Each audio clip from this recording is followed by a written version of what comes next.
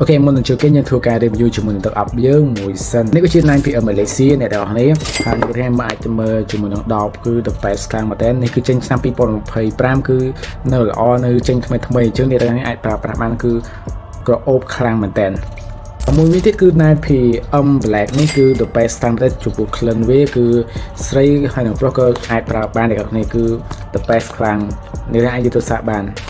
មួយចុងក្រោយនេះគឺភាគច្រើនគឺស្រីៗតែមកច្រើនខាងតែអ្នកទាំងអស់គ្នាក្លិនវាគឺក្រអូបគឺត្រូវជាមួយនឹងស្រីៗខ្លាំងមែនតើអញ្ចឹងតែទាំងគ្នាទៅអប់យើងនៅសល់តែ3ប្រភេទនេះទេគឺ 9AM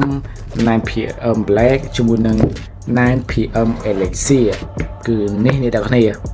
អញ្ចឹងបើសិនជាអ្នកទាំងអស់គ្នាត្រូវការជាមួយទឹកអប់អូខេអ្នកកុំភ្លេចធ្វើការ contact មកកាន់ខ្ញុំនឹងធ្វើការ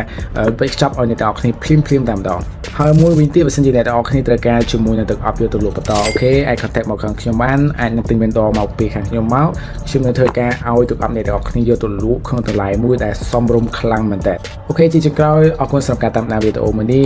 សូមកុំភ្លេចធ្វើការ follow for more